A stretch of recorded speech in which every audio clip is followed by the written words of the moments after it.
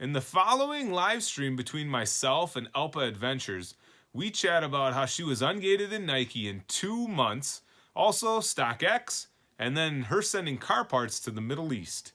Now, this is a live stream, so it might be something you want to listen to while you're doing Amazon prep or something, but there's still plenty of nuggets in it.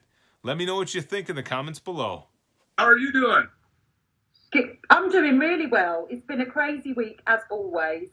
So I finished working about an hour ago, and now I'm planning to have the rest of today and tomorrow off, and have some downtime. I think that's really, really important to have some time to kind of, do the other stuff in life that I quite often forget about because I'm so busy hustling. Are you going to travel anywhere, or what kind of? No, I'm seeing some friends. I'm seeing a friend tonight, and just catching up with people, which tends to go to the bottom of the list of priorities when time can be tricky sometimes to schedule everything in. So, hello Dawn, hello Cloudy Cow UK. I'm just saying hello because I recognise some of their names from my Instagram, so I don't want to be rude and sort of not. Oh yeah, absolutely. And if you guys have any questions during this, it's completely open. Just holler, for sure. So you got unlocked in Nike in 2 months, eh? What did you do to get to that point?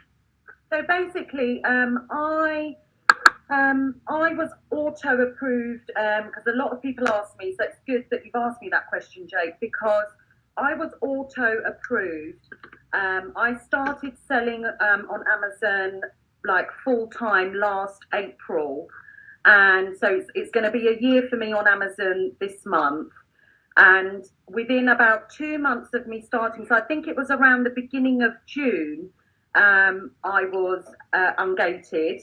So I kept checking, and it was restricted. And then I think towards the end of May, beginning of June, it opened and I was able to sell. And the only thing I can probably put that down to is the fact that many years ago, my Amazon account has been alive since, I think, 2007. So I always had an account. I dabbled a little bit in reselling many years ago, but didn't really sort of consistently maintain, selling as such. I was busy in the corporate world doing a job, etc. So the account just sort of stayed there and I never closed it. So I think literally it was down to the fact that because I'd had the account for a while, and possibly because I had sold in the past, not at huge volumes, but I was, opened, I think, it was the end of May, beginning of June. And obviously with Nike then comes, I don't know how it works with everybody. I think a lot of it does depend on seller metrics, how much you sell, what categories you sell in. But the day Nike opened, I was then also opened for Adidas, New Balance, Asics. So all the main shoe brands opened at the same time. So not quite sure how that worked. I just said thanks God that in one swoop I kind of got open for most of the shoe brands, the main brands. So there's still a few that I can't sell in, but the main ones that I am able to sell in. So that's literally how it happened in the space of like 2 months. So it was really quick. Hello Lee, hello Tom Lindley. I'm trying not to get distracted, but I can see lots of people joining, and I want to say hello because I don't go live very often. So it's really nice that you're all supporting me and Jake, and you come on. So I want to make a point of just saying hello to everyone. And Jake and myself, I just want to share before we sort of continue how refreshing it is to meet another, really connect with another shoe reseller, Jake. I know you're all the way over in the US, but it's brilliant that we were able to talk about the same stuff because in the UK, I've met a few resellers that do the same shizzle as me, but I really do crave at times to kind of have that back and forth, sharing of ideas and all of that stuff. So it's been great to connect with you, Jake. And we've known each other offline, in other capacities. But it's great that you've just come to Instagram, and it's been great to connect with you. Hello, Sophie. Yeah, absolutely. I like it because it's like you get to pick your friends, so to speak, on Instagram. Like, in real life, very few of my friends are resellers, and then here, it's like I could find a bunch. So Yeah.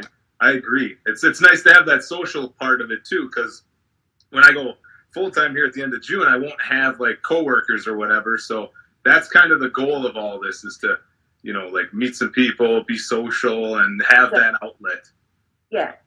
And hats off to you. I mean, I don't know how you do it, but you're juggling like a job and doing the reselling stuff, and like, you clearly have a really well set up system in place that you're able to juggle all of those things. I know you've got a family as well, so that must be sort of full on at times for you as well. So hats off to you, Jake, as well.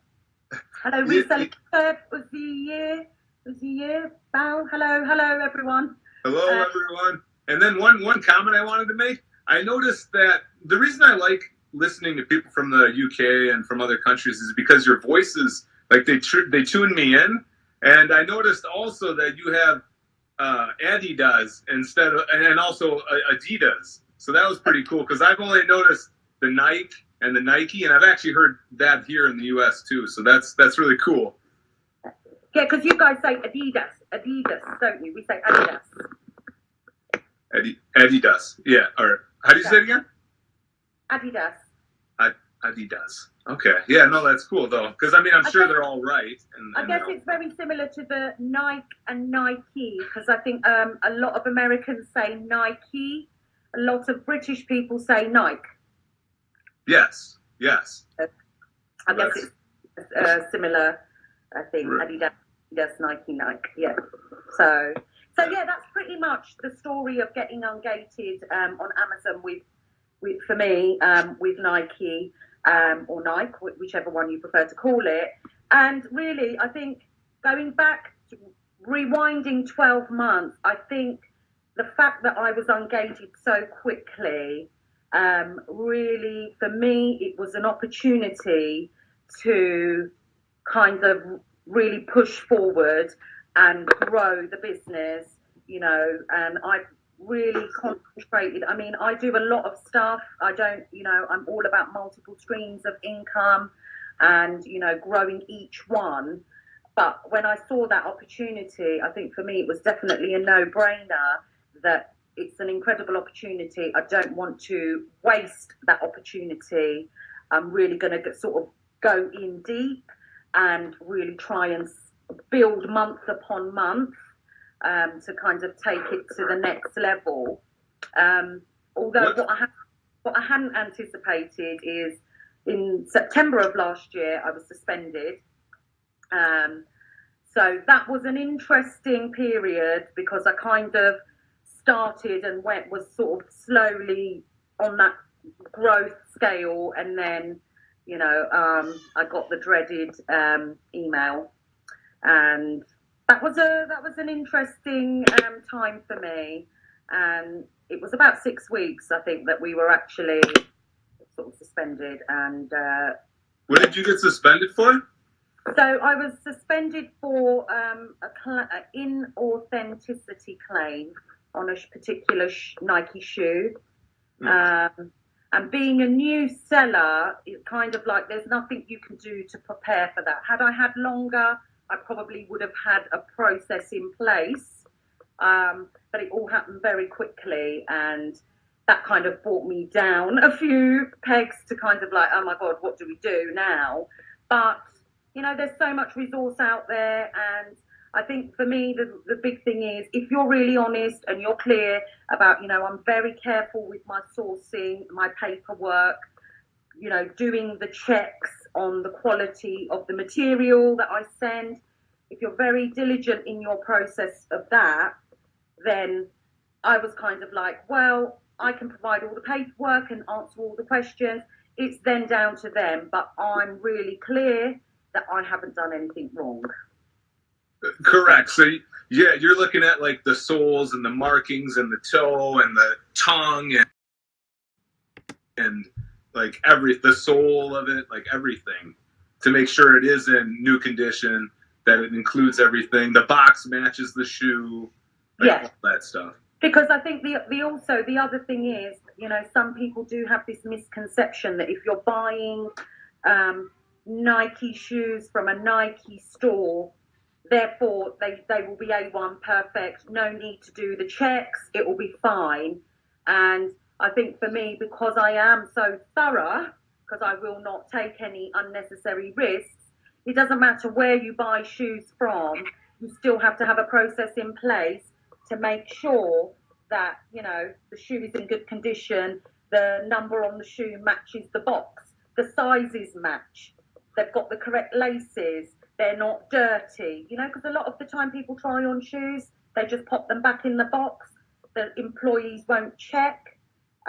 So really important that process for every reseller, and I think in any category that you sell in, even with used stuff, you know, you still need to be like thorough and check so that you can accurately, like for eBay, describe those items, and for Amazon, avoid having any potential issues while you're trying to grow your business. And I know, like, checking in the boxes for us, we've actually found the MSRP tags in them too. So, like, inside the shoes, and you really got to be thorough. You do. So, a couple of months ago, I bought some shoes, which was a bulk purchase of the same shoe. And thank goodness, again, that I checked every single shoe, like removed the shoes out of the box, checked the paper and everything. Somebody's credit card slip was in the bottom of the box. Whoa, whoa. So, you know, it is really important. Indy's actually saying, yeah, absolutely, I had odd sizes from a store. Yeah, so, you know, you just don't know. It's human error. People make mistakes. Not everybody's going to check. But I think for me, I take full responsibility that, you know, I'm not about blaming the store for something going wrong. It's my responsibility to check and make sure that everything is as it is before I send them the shoes anywhere. Right. Yeah, they're gonna miss something once in a while. I know on these volleyball shoes, I should find them and take a picture. But the Nike thing on the tongue, it was actually upside down. Yeah, this freaks me out, and they couldn't believe it either. But they're really good about returning stuff too. So yeah. So that's kind of where the journey began with Nike and Amazon. And prior to that, I was doing selling on eBay. I started with clothing, used clothing, and then it just kind of, for me, it didn't make sense with this as well, Jake. You know, for me, it was really about the time that it takes me to process an item. What can I do using the same amount of time, but to increase my average sales price and increase my profit? Because, you know, if it's taking you the same time, you know, for I don't know, a pair of trousers from the thrift store versus a new item, it's a little bit quicker. Therefore, you know, I was always looking at what can I do for the same amount of time, but to increase the ASP. So that kind of led me from eBay to Amazon. I still sell on Amazon, on eBay, but mainly new stuff. I don't tend to do sort of the used. Also shoes, or what is on eBay? Yeah, I do mainly shoes. I'd say probably 90% shoes, 10% other items. But yeah, the bulk of it is shoes for eBay as well. Same here. My eBay is also shoes mainly. Yeah. A lot of times it'll be customer returns. Yeah, being perfectly honest. Yeah, it's a great platform for doing the Amazon returns on as well. So I tend to put all my returns that come back onto eBay and, you know, move them on that way. So that seems to be working fairly well. So yeah, those are sort of that's kind of the background on where sort of what's got me to here. And I know we wanted to talk a little bit about StockX, didn't we? Yeah, So, I don't know anything really about StockX, Alpha. So yeah, just kind of start out with the basics if you would. Like I understand it's an app and there's a bid and an ask, so it's like the stock market, but that's all I know. yeah, so I came across StockX about 6 or 7 months ago, and I had an awareness of it, but didn't really pay attention to it. I was really busy with focusing on Amazon, the car stuff, eBay, and I kept seeing more and more things popping up around StockX, and I thought, right, maybe it's time for me to sort of look into this a bit more. And up until about February of this year, I've been doing the odd flips on StockX. So, you know, with StockX, they're very particular shoes. They're not your run of the mill stuff that you would sell on eBay and Amazon. So it's a little bit like trying to find a needle in a haystack type of scenario. But it's, you know, a platform where customers can bid for a shoe, or you as a seller can ask for a certain price on a particular shoe. So you've got two options on there. So if you had a shoe and you knew, you know, you bought a shoe that was you know that it's going to be a really popular shoe, you could place an ask for a certain price and then hold out for somebody to come along and buy that shoe. Or you could look at the bid section, and those are customers that have already confirmed what they're willing to pay for that shoe. And if you see that that shoe is priced lower somewhere, you could potentially buy that shoe, sell it on StockX, and make a profit. So you'd sell it for a higher price. And I've been doing it on and off, not really paying that much attention. And in February, I decided to kind of really, you know, pursue it, pay more attention, and it absolutely blew me away. Like, it is such an incredible opportunity if you are willing, and this is the caveat with everything, if you're willing to do the work, and you're not going to make excuses, and you're not going to give up the first or second time that you've gone out and not found anything. Literally, you do have to keep going. So I started in February, and I found some shoes, and I was really blown away. The really good thing about StockX, for those of you that don't know, is the bid is confirmed. In very rare cases, the customer's payment information might not go through, so that sale would not go ahead. However, most of the time, the bids are confirmed. Therefore, when you find the shoe, you are literally selling that shoe in the shop before you've even checked out. Ooh. So that was a big appeal for me, that actually I don't even need to pay for this shoe, take it away, list it, photograph it, and then wait that somebody's going to come along and buy that shoe. I'm literally in the shop. I'm looking at the shoe in front of me, and for example, the shoe is priced at £50. I'm looking on StockX. Somebody is willing to pay for that shoe in a particular size £100. So there and then you know that you've made a sale. So before you've got to the till, you complete that sale, that profit is yours. Like there and then. But the really two big things that stand out for me with StockX is no customer service at all. You don't even know who is buying your shoes. StockX deal with all of that. Secondly, there's no refunds, no exchange, no credit note, nothing. Like, it's a full and final sale. So the people that do bid on those shoes know what they're looking for.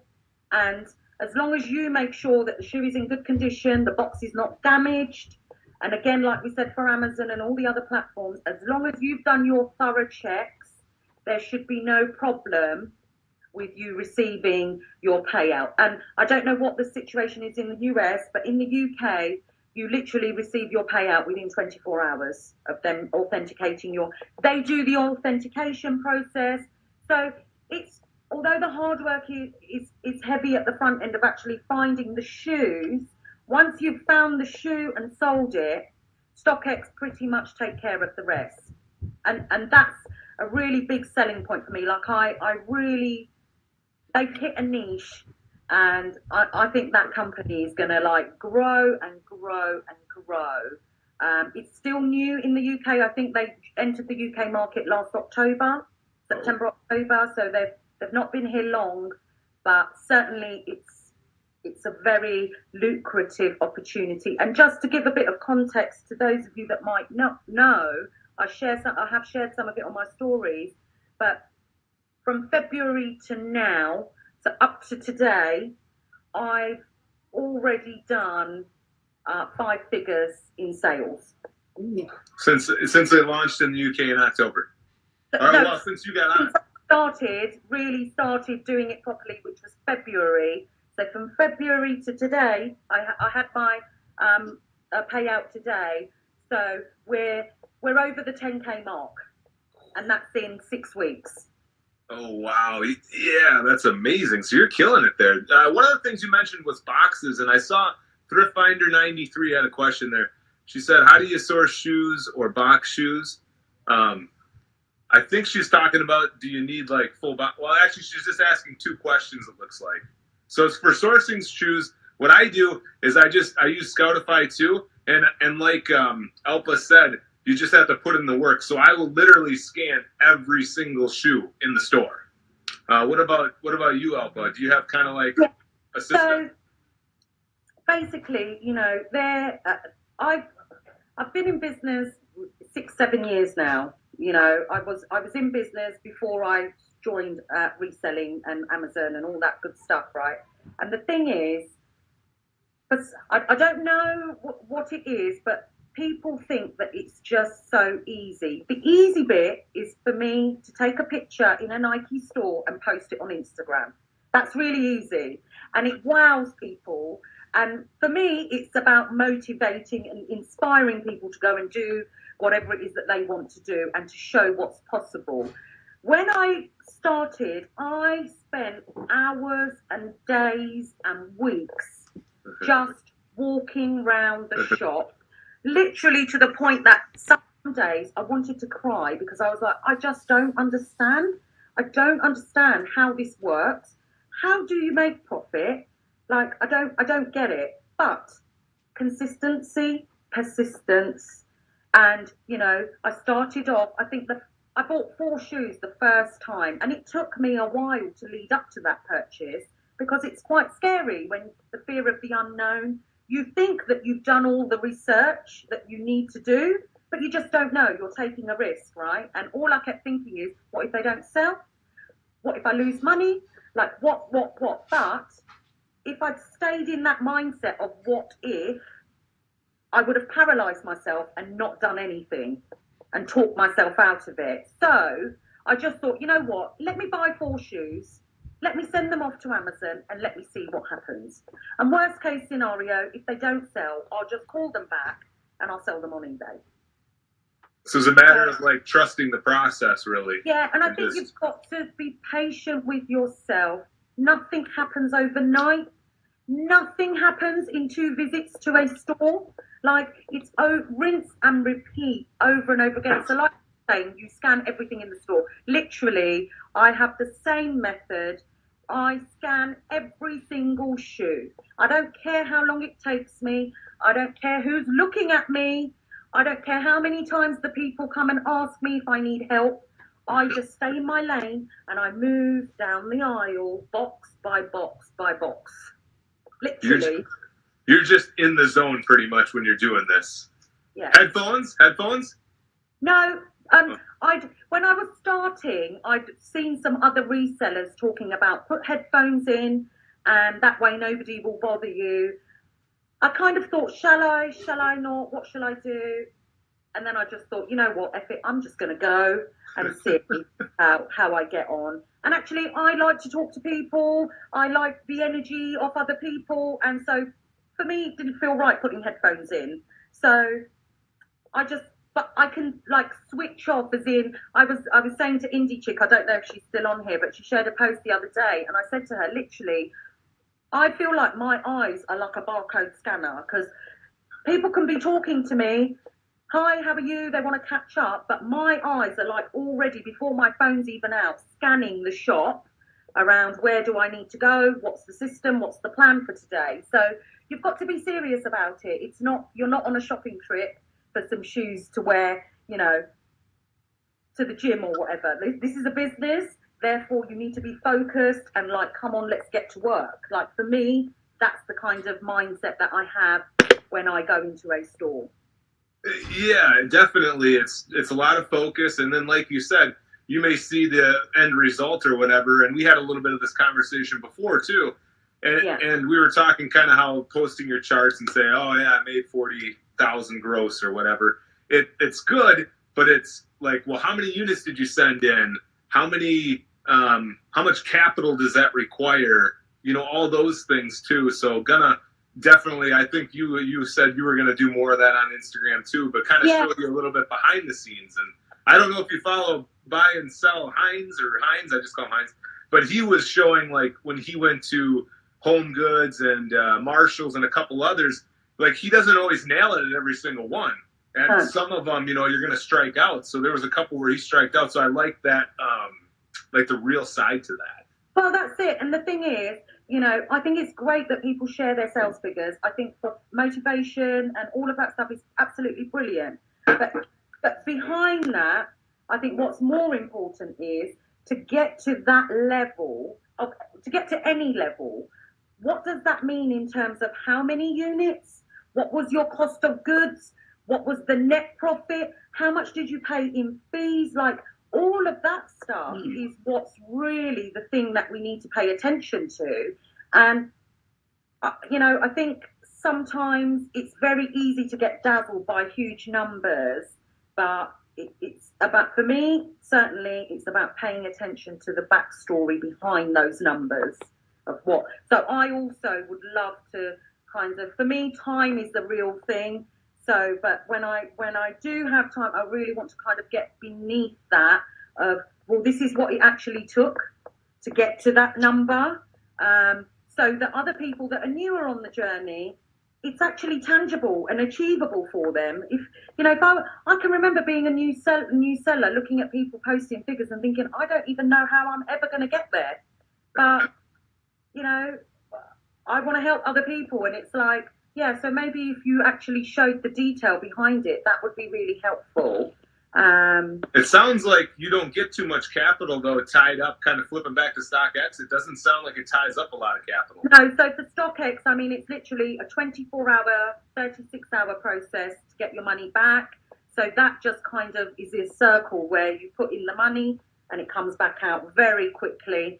Amazon, obviously, we know the score with Amazon, you know, it's a little bit slower. The fees and all of that, yeah, like you've got to kind of be a little bit more patient with that. With eBay, you know, again, the money comes straight away, subject to the deduction of fees, etc. So, but you know, for me, the whole Amazon model, for me, is I'm not in the storage business. I like to flip my stuff quick. That's why I take the time to choose the right inventory, the right goods I'm buying, because for me, I don't want to be sitting on stock for more than 60 days. Like 60 days for me is the absolute maximum that I'm willing to keep stock. Wow. Is it all FBA then? Yeah, I'm 100% FBA. I don't want to do merchant fulfilled because I like the fact that I can just pay a bit extra and not have to store any of the stock. I let Amazon, for me, it's money well spent for them to take all the other stuff that is involved. So I'm 100% FBA. Dawn was asking, what's your favourite platform to sell on? That's a really good question. If you'd asked me before February, it would have been Amazon hands down. Although now I'm kind of a little bit like swaying towards StockX because I can see how scalable it is. I can see the ease of the platform. But if I had to choose, I think right now, I think it's early days for StockX. I'd have to go with Amazon, Dawn. You know, eBay will always be, you know, close to my heart. I've been selling on eBay for years and years, so I have a real sort of passion and love for eBay, but I'm not in the storage business. I like to flip my stuff quick, and Amazon is the kind of sweet spot for me. So yeah, you just can't beat FBA, like seriously. Not having 300 pairs of shoes in your house and 40 shirts and 800 toys is just amazing. Yeah, and I think also the other thing is the potential on Amazon. I mean, even now, it still mind blows me the potential. Like StockX, yes, you can do shoes, jewelry, you know, clothing. eBay, you can sell literally anything, but the potential to scale is just incredible on Amazon, and that I think is the big thing. Like long term, you could literally build these. You know, well, we know there's a lot of people, they've got $1 million, £1 million businesses, right? And it's not, you know, It's not about the numbers, as in, you know, we don't want to get dazzled by that, but it just shows how much potential and the power of Amazon. Khaled Music asks, do you mainly source at Nike stores? I source everywhere. I source anywhere that sells shoes. Right. Like, you know, that's the short and sweet answer, really. I do source at Nike stores, but literally, I'm not just limited to Nike stores. I will source from wherever, any stores that sell the brands I'm looking for. Yeah, and yeah, same story here. Nike or Kohl's or Shopko's that are going out of business right now. Yeah, any place that has shoes, essentially. And I can scan the barcode, look at the market, and then decide. This is amazing. Yeah. So, yeah. And then I think I missed a question about boxes in there somewhere. Somebody had asked. I mean, I do stick to full boxes. Sorry. I do stick to full boxes, but if I sell something on eBay, I'll typically sell it without the box, and then I can transfer the sticker, but very, very rare. Otherwise, they're all full boxes. So, good question. Full boxes. I think with anything apart from like you know, eBay, I think all platforms really, really important. Like your boxes need to be intact, really good condition. I know certainly for StockX, they won't even take a box that's got a dent or a rip on it. Like it's got to be A1 condition. So you really do need to do the work, right? But then if you do the work, you reap the rewards. Like I said earlier, the rewards are like incredible. So you've got to do that work. Right. I mean, well, absolutely. You got to put in the work. But speaking of putting in the work, how big is your team? Like, do you have any employees or warehouse or anything? No. So for my reselling, I'm a one-man band. So I literally, it's just me. And, you know, I've got 2 children. I'm a single mum. So I have 2 children and me. My eldest is 17. He has recently started helping me with prepping and packing.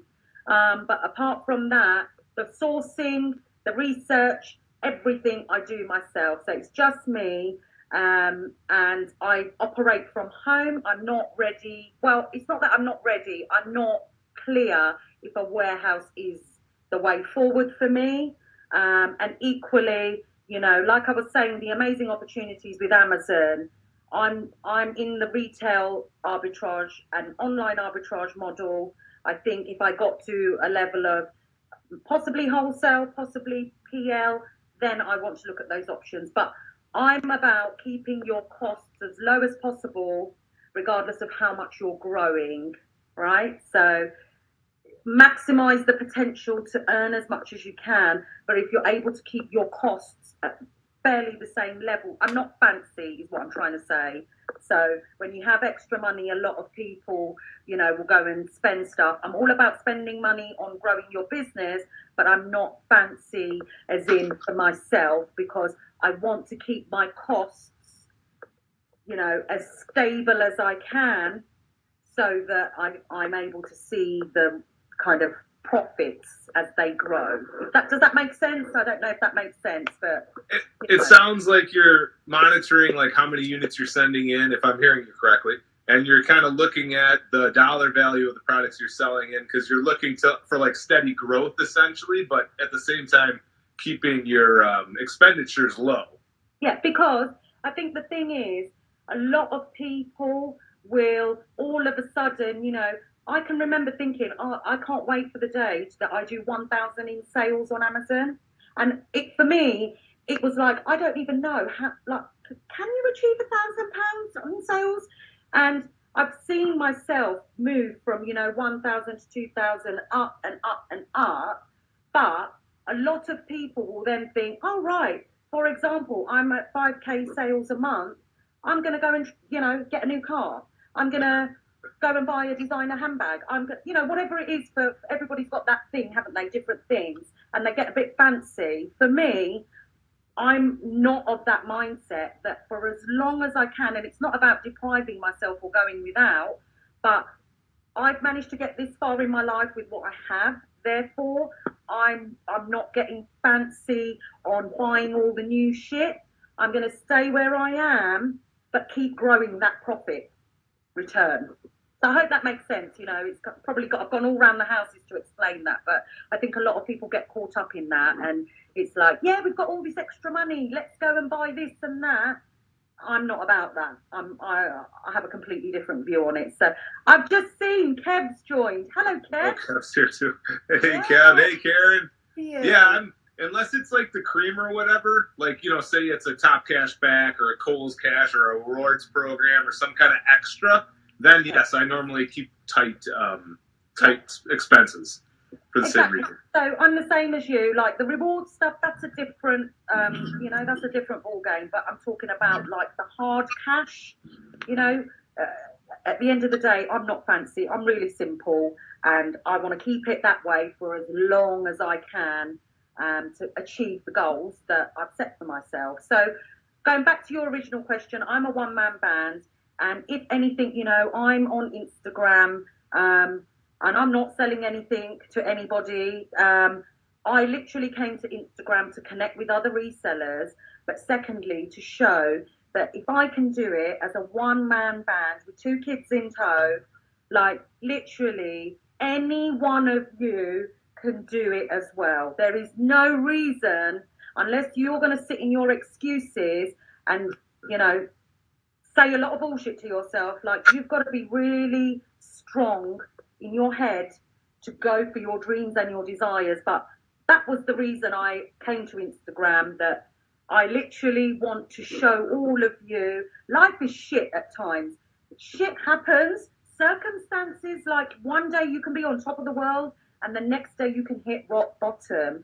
But don't let those things define you. Like we've all got that fire in us, and that's why I'm on Instagram. And I really do hope, Jade, that as the year progresses, I can make more time to share more of that and really encourage people that, go and do the shit you want to do, earn the money you want to earn, like go for it. Yeah, so you're on Instagram basically for the same reason as me then. Yeah, for that social aspect, the hey Karen and Kev, and then car parts. So you sell car parts. Like, tell me more about that. Yeah, so for the car parts thing, that's been going for about 6 years now. That was kind of the big beast that I took on when I left the corporate world and went off to work for myself. And I have a partner, so there's 2 of us that do that. He is based abroad. I'm based in the UK, so he comes back and forth. But basically, the most basic way to describe that business model is it's very similar to reselling. So I source car parts in the UK and Europe. I buy them cheap, and then I load them into containers, shipping containers, and I export them to other countries, mainly markets out in the Middle East, where they are then sold on for a higher profit. So essentially, the same thing we all do with Amazon and eBay. You buy low, you sell high. So that business model is a little bit different, as in it's not online. It's a physical business, hands-on business. So I spend a lot of time all over the country sourcing parts, building relationships to be able to bulk buy in cheap. And then I have various places across the UK where we are able to load from. So I gather stock and we load 40-foot containers full of car engines, cars cut in half, etc., etc. So around 150 to 160 pieces per container are shipped off. And we do, on average, 4 to 5 containers a month. So just to put it in context, 150 times 4 is the volume that I have to find every month to load and send. What does it cost to send Sea Craze? That's incredible. So the cost of sending a sea crate is probably, I mean, not including the cost of, do you mean with the cost of goods and everything? Or do you mean just whichever you feel comfortable sharing? right, Whichever. so basically, in total, that's probably easier than breaking it all down. The total cost per container is around £17,000. Wow. So how many hours a week then would you say it takes to like source these car parts and get them ready for the sea crate and load the sea crate? So again, my turnaround is very quick. I've had to work really hard to secure solid relationships that, you know, I'm really serious and focused when it comes to that whole setup. Being a woman, when I came into that industry, it was a real challenge because nobody wanted to talk to me because I used to walk in there with red lipstick on and hair blow dried, and they would just laugh at me, thinking, "What do you know about cars and engines?" However, again, I go back to persistence, being persistent, consistent, and never giving up. I just kept going back until they got so fed up that they said, "Come and have a conversation. Let's see if we can help you." And you know, I've worked really hard to now, because I've got Amazon and all the other stuff going on, I've really focused on the last 18 months to automate as much of it as I can so that everybody knows what they're looking for me. We do a lot of it by pictures and video, and I know from a video if it's stuff I want to buy, I will say yes, they will collect the stuff for me, and then when we're nearly at capacity for loading, I'll go and load.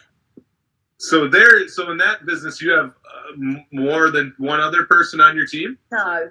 Oh. So there's two of us that do it, but I have those relationships with the suppliers who will gather the material for me, who will keep in touch with me, like what's going on, if they've got new stuff come in. So I don't need to be out every single day. Like, so they'll actually reach out to you and say, like, the alternator that you wanted came in. Yeah, but because there is a mutual, you know, there's mutual benefit there. I am not in a position to buy one alternator. I want 500. So it works for them and works for me. That, you know, we've managed to build a really good relationship where, because I can buy in volume, they can move their stock quick. Is the shipping a little slower, I take it, then, with the sea crate? It takes about 5 weeks for a container to reach its destination, but the way that it flows, because we do 4 to 5 a month, we kind of have one checking in every week. So it kind of works that every week there is material out there ready to sell. Because again, you don't want to be in a situation where you send, everything sells and then you've got nothing to sell. Like on Amazon, right? And all the other platforms, you can do a huge shipment, say everything sells in like 10 days, and then you've got no stock and you're waiting for the money to come back to buy more stock. So you've got to be really slick, really plan the process, like, and pay attention to, you know, avoid that situation happening. Because a lot of people will, you know, that I talk to will say the whole cash flow situation, like with Amazon and that, is difficult. Like if you sell out of something quick, you're still waiting for that money if you're relying on that money to come back to buy more inventory, you're losing sales, right? You're not going to get sales. So same thing with the car parts. Like it's a very slick operation that I run, a very tight ship that, you know, we do have to kind of be on it 24/7 to make sure. And that kind of goes back to what we were saying earlier, or you were saying earlier, about like knowing how many units you're sending in and keeping track of those. Because that's actually the same reason that I like to track how many units I'm selling in. Because again, I want the consistency, not all these dips and bobs, as you guys might say. Bobs, I think, is I've heard you say. What's that? Bits and bobs. Thank you, Faye. I don't know if it's Faye or Simon, but Faye and Simon are saying so interesting, guys. Thank you. Hello, FBA Hero. Hello, My Mixed Up Live. Hello, Shumine. I'm probably not saying that right. Christina says she loves my voice or Jake's voice, both of our voices, I don't know. Hello, Sassy Reseller. Hello, Better Product for You. I'm just saying hello to everyone because I don't go live that often. And I'm blown away by how many people are on here that follow me. And I think that's wonderful that they've all showed up for us today. And I really appreciate every single one of you. Yeah, if you guys have any questions, definitely ask, guys. Hi, KLC Reselling.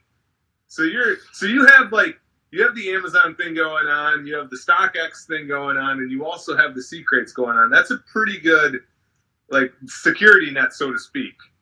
Well, the thing is, I learned a big lesson when I got suspended on Amazon. Had I only had that business model, had I only been selling on Amazon and had nothing else, what would I have done? Like, that could have been a potential disaster for me to all of a sudden, because when you get suspended, you can't take any money. Everything is frozen while they sort out what they're going to do. So it was a real wake-up call and a reminder for me of how important it is for all of us to diversify our streams of income and to make sure we are at the mercy of all these companies that we, the platforms we sell on. So it is, for me, it's my responsibility to make sure that if anything goes wrong on any one of them, I have a family. I have, like all of us, we've got responsibilities. So I cannot take that risk. Therefore, it was really important for me. I love the car business. I absolutely love that hustle. But I was also very clear that that isn't the only thing that I'm going to stay in. I will look to branch into other things to have multiple streams of income. I think that's the key. And why wouldn't you? The opportunities out there, right, are like, there's so many opportunities. Why would you want to just sit with one income on one platform? Well, and especially the wake-up call with the suspension. I mean, Amazon owns the land. They make the rules. You have to play by them. Whether it's another seller who gave you that inauthentic claim, or, whatever the case was. Yeah. I mean, and that's the thing, like, I believe, I was saying to you the other day, like, I am a good person, therefore I believe that the energy and the people I attract to me are equally good people. However, getting suspended really opened my eyes to the fact that potentially it could have been another reseller. Like, you just don't know. And that was quite tough for me because, I like helping people. I'm a good human being and I would never dream of doing that to anybody. Therefore, why did somebody feel the need to do it to me? But I can't say that it was another seller. I don't know. So. But it's either way, though, it did shift your mindset. And Karen has a question here. Speaking of mindset, he's saying, when did you develop your entrepreneurial mindset? Do you want to go first, Jake? Sure. Okay. So mine was in, I think, 2008. And basically, it was for an MLM, so not that exciting, multi-level marketing. It was actually like Amway back in the day when they were actually called Amway. And anyways, a friend invited me to come meet my mentor on Saturday. And what he said to me is, if you could have one thing, time or money, which would you choose? Yeah. And ever since then, boom. I just never really wanted a job, even though unfortunately I'm still working at this point. But that just set me exploding. Yeah. So I think for me, when did I develop the entrepreneurial mindset? So growing up, my parents had a business. My parents are from India, and back in the 70s and 80s, a lot of the Asian community in the UK that had come from India would open, we call them news agents. I think you guys call them convenience stores in the States. So my parents set up their own business. They had a little news agent shop. And I think from then, my entrepreneurial kind of spirit had already come alive. I used to go to the cash and carry with my dad. I'd see that my dad would buy things at this price and then sell them at a higher price in our shop. I used to do the till, and I can remember, as a young child thinking, oh yeah, we bought that toilet roll, that whole case of toilet roll was £10, and my dad's selling each one for £3. So there's 24 in a pack, that's major profit, right? I didn't understand what profit and loss and all that was. I had the basic of, yeah, he's making money. So from a very young age, I was helping my parents in the shop. So it was kind of always in me. But then, life happens. and you know, you have a relationship, you have a family, etc., etc. And I put a dampener on that and thought, no, the right thing to do is to go and get a job and do 9 to 5, because they're going to give me a pension and sick pay and all of that stuff. But I can remember I spent many years working at the BBC, which was the best time of my life. I worked for them for 10 years. And BBC, the news station? Yeah, yeah. So I had the time of my life there, but once I left there and went on to do other roles, I was very quickly realising I didn't want to sit behind the desk. And all I kept thinking is there's got to be more to life than this. Like, I want freedom. I don't want to be told what time to go to lunch. I don't want to be asked why I'm 2 minutes late for work, because I'm a grafter. So if I'm 2 minutes late for work, I will stay 20 minutes extra to make sure I finish my work. But employers don't always see that. So, you know, without sort of going off into another completely different story, but to answer your question, from a very young age, from my parents' business. Yeah, well, that's awesome that you had the parents that had the business, because I'm sure that already was like setting you on the right track for sure. You know, no matter how big or how small. Hello, Steph Green's reseller. I'm actually really enjoying this. I feel so relaxed. Like, I don't know what my issue is about this whole going live, but I've really enjoyed it. And I love all of you just showing up for the both of us. Like, that means so much to me and Jake. So we will. Yeah, I appreciate that, guys. Thank you for the support. I feel like Grandpa Jake though on the couch sometimes, but it makes me comfortable. That's right. I'm always on my couch as well. I just decided to sit at a chair today, so you know, Christina, we like hearing your voice. Oh, thank you. Let's quickly just have a look. Karen, don't want to be told when you have lunch. Oh my God. Yeah, you see, like, I can't be doing that shit right now. If somebody said to me, well, you know, this whole lot, I'm just like, when my friends, most of my friends are still in the corporate world, and I'm just like, F that shit for a laugh. Like, if anybody ever said to me, like, you've got to go to lunch at 12, like, no, sorry, it's not happening. Khalid Music, what does a normal working day for you like? How do you balance all your different projects? So, if you're asking me, I'll tell you very quickly. I have lots of whiteboards and pens everywhere, all over my home, and I have a whiteboard for each of my businesses, and I plan out everything that's immediate priority and work backwards. So the immediate stuff gets done. I have a schedule for each week that I set on a Sunday for the week ahead. But having said that, I've got to say it's really good to be organised. I am also equally as spontaneous. And so sometimes I will say, for example, Tuesday is a sourcing day. I will wake up on Tuesday and think, actually, I'm not sourcing today. I'm going to go and do something else. So I have a rough plan, but I know that when it comes to the deadline, I'll get it done. So I have a basic outline, but I don't stick to it like somebody with OCD, if you get my drift. Yeah, and the same thing here. Like, well, my phone's here, I guess, but on my notepad on the iPhone, I'll make like Monday, and I'll have a rough thing for morning, afternoon, and evening, and then same thing. And then for the goals, they're just on a sheet on my wall. So every time that I do a video in the prep room right underneath us, I'm always staring at them. So it's kind of like they're front of mind.